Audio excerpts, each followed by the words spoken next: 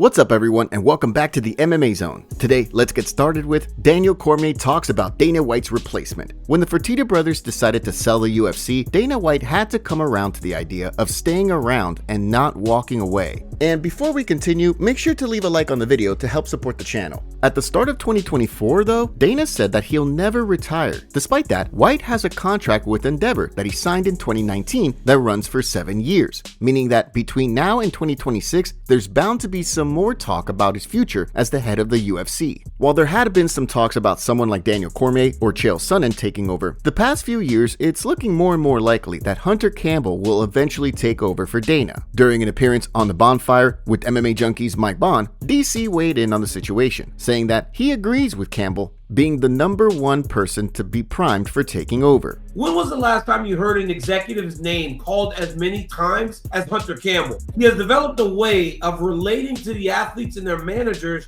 that make fights that seem like they won't happen or can't happen come together.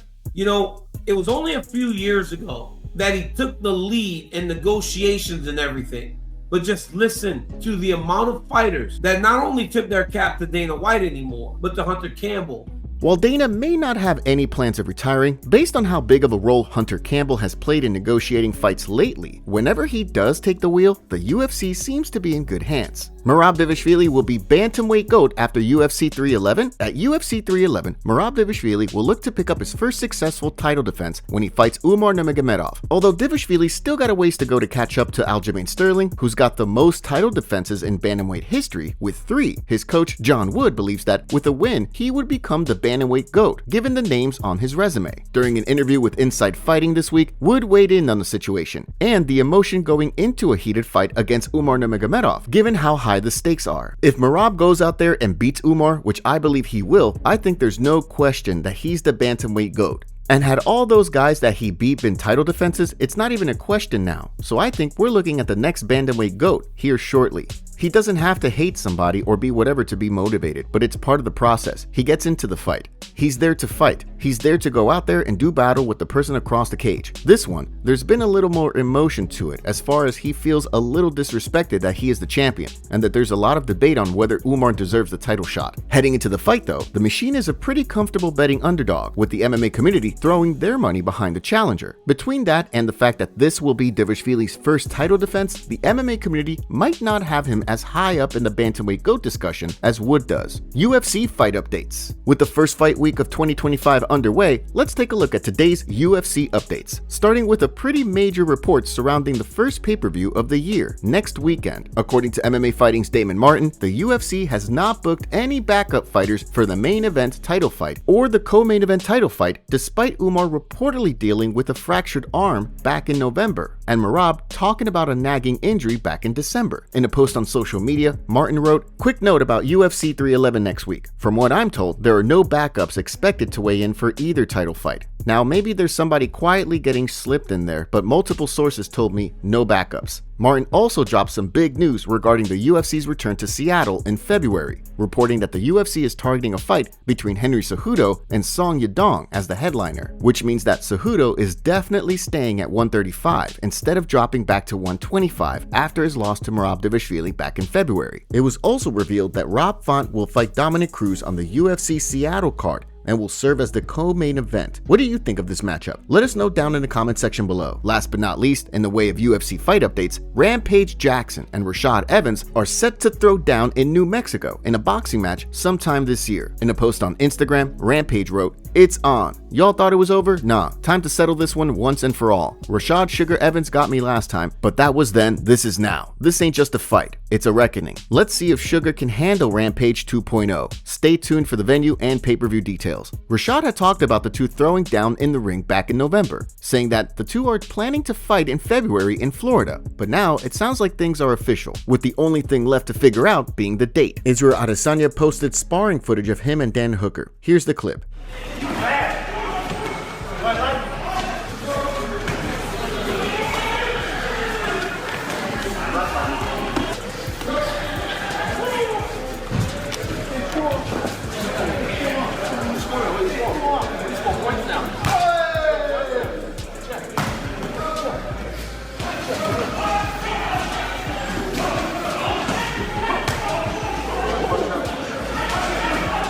Dana White reveals huge news. Mark Zuckerberg's been getting more and more involved with combat sports and the UFC over the past couple of years. After Dana White tried to put together a fight between Zuckerberg and Elon Musk at the Coliseum and met with the Facebook founder about using AI to fix the UFC's rankings, Dana White's joined the board of directors over at Meta. Zuckerberg announced the news in a statement. "I'm excited to kick off the year with some news we've been working on for a while. Dana White, John Elkin, and Charlie Songhurst are joining Meta's board of directors. We have massive opportunities ahead in AI, wearables, and the future of social media, and our board will help us achieve our vision." It also included a statement from Dana, which read, "I've never been interested in joining a board of directors until I got the offer to join Meta's board. I'm a huge believer that social media and AI are the future. I'm very excited to join this incredible team and to learn more about this business from the inside. There's nothing I love more than building brands, and I look forward to helping take Meta to the next level." Dana posted the press release with quotes from himself and Zuckerberg, along with, "I love social media, and I'm excited to be a small part of the future of AI and emerging technologies." With Dana now a part of Meta, it'll be interesting to see if Zuckerberg winds up getting more involved with Endeavor and the UFC. Michael Bisping credits Jon Jones for genius marketing. Heading into Jon Jones' fight with Stipe Miocic, all fans could talk about was a fight between Jon Jones and Tom Aspinall. With Aspinall sitting as the interim champion, fans weren't too happy with the fact that Jones was not fighting to unify the title and had been teasing his retirement. The way Michael Bisping sees things, Jones downplaying a fight with Aspinall was the perfect marketing strategy. During the latest video for his YouTube channel, the former champion weighed in, saying that Jones being dismissive of a fight with Aspinall actually drove the interest up. Now with Joe Rogan saying that Jones could wind up getting paid $30 million for the fight, Bisping thinks that Jones played things brilliantly. An absolutely stroke of genius in terms of marketing, because it drove the demand through the roof, sky high, made it the fight that everybody wants to see. Well, guess what? The man is going to get paid properly, more than likely. That's the rumor. So far, nothing's been finalized, but Dana White said back in December that the fight was one of the biggest fights in UFC history, and according to him, the fight will definitely happen. Movsar Evloev sends a warning to Ilia Topuria. From the sounds of things, Ilia Topuria's future at 145 is up in the air. The champion's coach has said that El Matador is most likely going to make the jump up in weight, but the champion is saying that he won't leave the division with a vacant belt, which created a whole lot of uncertainty around the division heading into the new year, and hasn't sat well with Movsar Evloev, who's on the brink of a title shot. During an interview with MMA Fighting this week, Evloev said that he isn't too sure what's going on, but at the end of the day, it doesn't matter to him what division Topuria's fighting at. He'll chase him up all the way up to middleweight if he has to. To be honest, it's not easy to even understand what's going on. For me, it doesn't matter who will be my next opponent. Even if he moves up, I will take the belt first because this is my first goal. So then I will go after him. Even if he goes to middleweight, it doesn't matter. He's not a big guy. I don't need to cut the weight to beat this guy. I need his head on my list.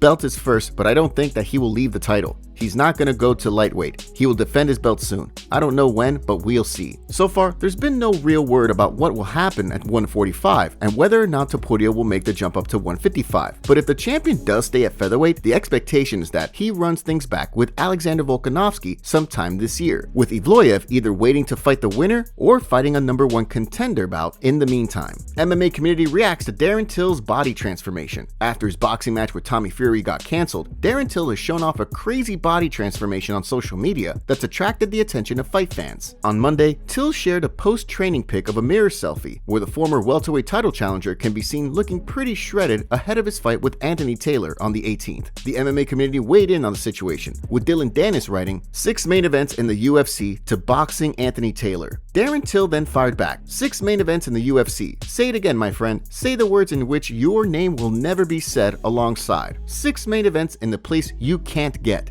Bo Nickel, on the other hand, gave Till his props. Looking good, Darren. One fight fan weighed in, adding, congrats, looks like you've become dedicated to being in shape. Another tagged USADA, juicy to the gills. One fight fan replied, less of a fatty every day, man. Great work, good to see you training hard. Another isn't buying that Till is natural. Back on the sauce, Darren. Some fans are hyped about the transformation. Sweet Jesus, the gorilla may actually be back. One wrote, Darren is huge. No wonder Tommy pulled out. A win over Taylor on the 18th would make Till 2-0 outside of the octagon. And considering that he said after he parted ways with the promotion that he plans to return to the octagon one day, the stakes couldn't be higher heading into his upcoming fight, even if it is an exhibition. Merab Dvalishvili was betrayed by his teammate ahead of UFC 311. According to a post on X, Merab's friend and teammate Magdy Amachov was seen helping Umar Nurmagomedov to prepare him for his fight with Merab. The post said, "This pic broke my heart a little bit. Magdy Amachov is helping Umar Nurmagomedov to prepare for Merab Dvalishvili. Merab helped Magdy to live like a human being in the US. He didn't have a home and Merab gave him a room for free in his own house and helped a lot. It's just sad." Here's what the community had to say about this portrayal. "Imagine opening your home to a stranger, saving them from sleeping in their car. You train together for months only for them to betray you at the first chance they get, using what they learned from you